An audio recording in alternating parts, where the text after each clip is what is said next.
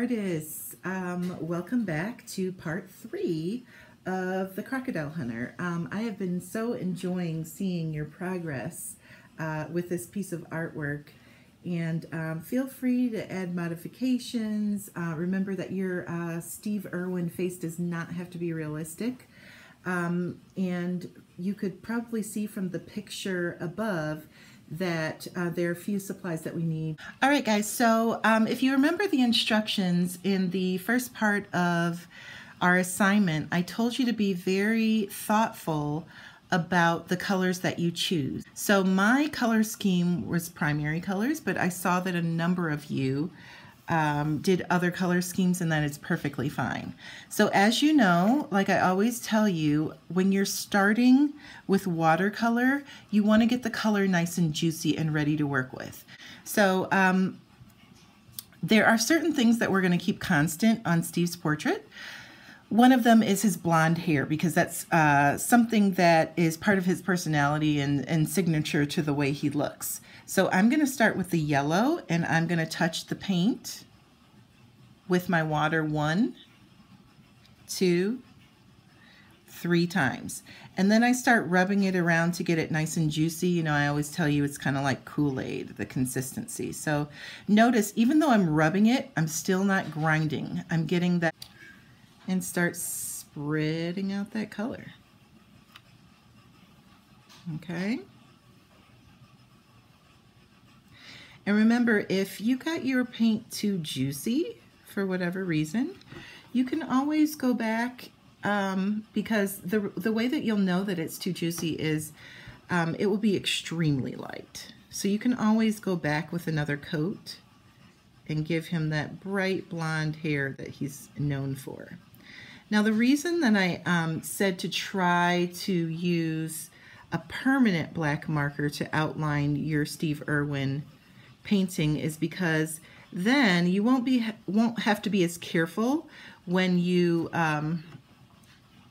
get to the black lines that you outlined, because they will stay in place. Now, if you used a water-based marker, you might start to notice, if you're not careful, and I got a little smudge on my words, that's okay, that the black will start to bleed into your color, and that can be really frustrating. So in that case, all I can tell you, and remember we're staying flexible, like the story I read, What If, is to try not to touch the black lines. But the black lines are really important to the look of the pop art style that we're trying to accomplish. Now, another option is to possibly, once you're done painting, go back into your painting and re-outline so it looks nice and neat. So I'm gonna finish up, trying to be really careful around my words and get that signature blonde hair in place. Okay, guys, so I just wanted to pause and let you take a look at my blonde hair. Now, if you notice, I did a very excited caricature face on my Steve Irwin, so I have these raised eyebrows. I purposely did not paint them because I didn't want them to fade into his hair. And I even painted the mullet, that's the longer hair in the back of his neck. But the great thing about pop art, I've told you before, it doesn't have to be realistic, and the color is really fun and eye-catching.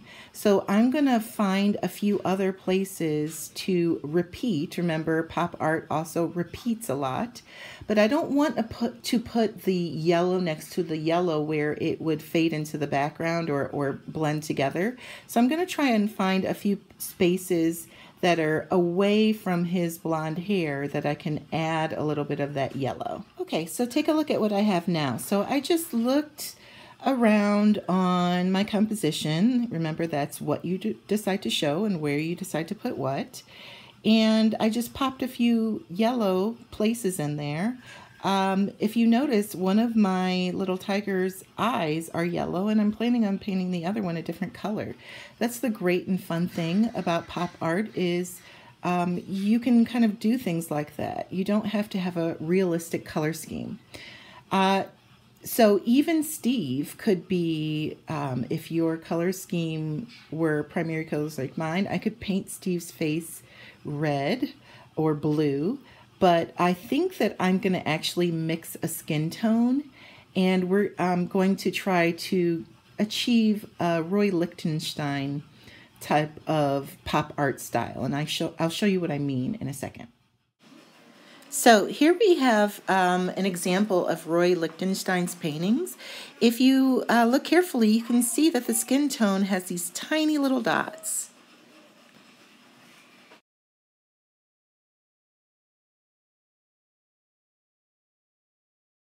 Okay guys, so if you're using watercolor like I am, it's pretty simple to try to create a skin tone.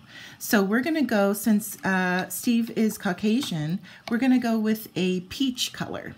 So peach is just a tint of orange. And sometimes it has a little bit more yellow, sometimes it has a little bit more brown into it. So I'm going to start by cleaning out my brush because I had quite a bit of yellow in it. I'm going to dab that on my paper towel, and then I'm going to start getting my orange nice and juicy. Remember, we touched 3 times in the color that we're using, and we start rubbing it and getting it juicy like Kool-Aid. Then I'm going to transfer some of that color, and I want to try and get as much as I can because Steve's face and neck and ears, that takes up a big portion of my artwork. So I don't want to have to remake a bunch of skin tone again. I want to have enough to finish the whole area. Okay, so you can see I'm really taking my time and putting a bunch of orange in there. Okay, so right now you're probably thinking, whoa, whoa, whoa, Miss Mullins-Means, that does not look like peach. So you're going to add a little bit of water. Okay, adding water to watercolor paint is like adding white. All right, guys, so now that I created my skin tone, I want to incorporate Roy Lichtenstein's style of dotting the color into Steve's neck, ears, and face. Okay, so you were probably wondering, well, hey, why does she have those Q-tips? These are going to help me create that dotted feel. And I'm starting with the neck and not directly on the face yet because I really don't know how this is going to go. So I don't want to put it in a prominent place just in case I make a mistake.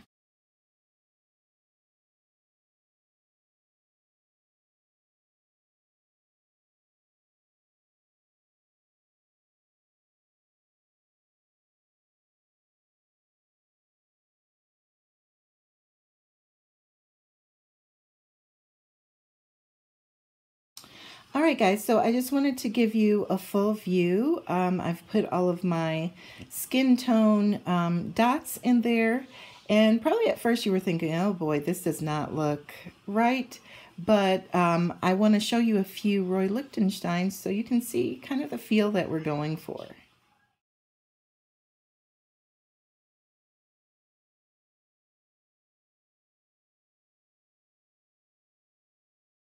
All right, guys, so the next thing that I'm going to do, and remember, we have a few things constant and the rest will be our repeating colors, is Steve Irwin's Blue Eyes, okay? So I don't want to use the blue directly from the paint set. I want to create a tint of that blue because his eyes are not a dark blue, they're kind of a light, softer blue.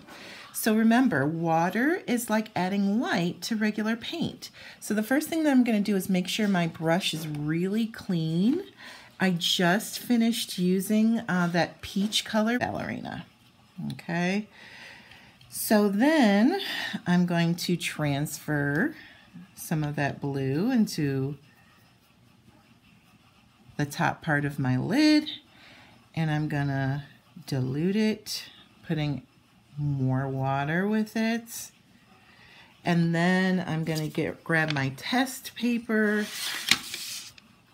and see if that's the kind of blue that I'm going for, to soak up some of that moisture so it doesn't run into the white parts of his eyes. So I've got one done, And remember, if you really want to go pop art style, you could paint the other eye a different color. But I think I really want this to be recognizably Steve Irwin, so I'm going to keep them both the same color.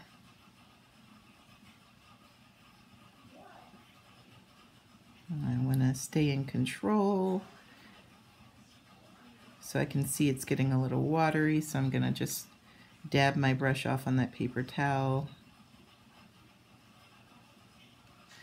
And then I'm going to give it a moment to dry before I work on another section.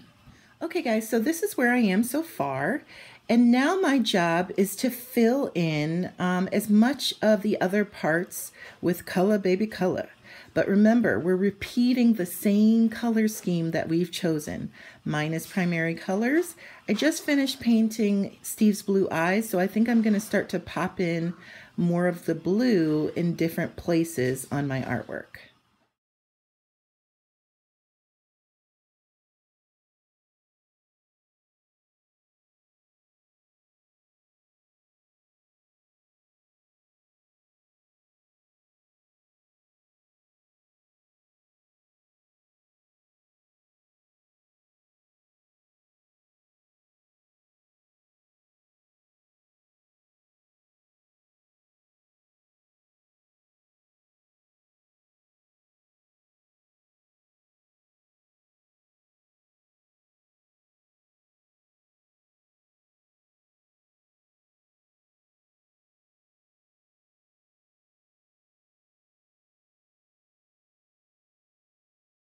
All right, guys, so I wanted to pause for a moment and just show you my progress.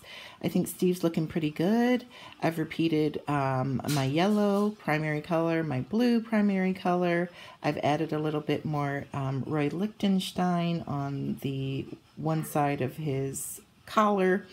And now I'm about to add the red.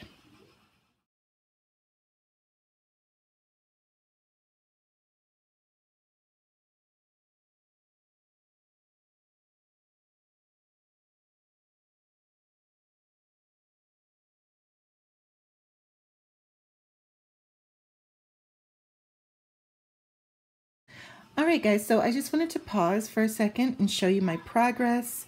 I repeated some of that Roy Lichtenstein background with the dots because I'm going to paint my tiger in with a solid red, and I believe the rest of Steve's shirt is going to be a solid red as well.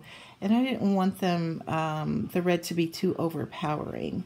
So as you're working, think about ways where you could use the dotted technique. If you look at his collar, I use the tip of my brush, which is why those dots are smaller, and then I use the Q-tip for the background parts.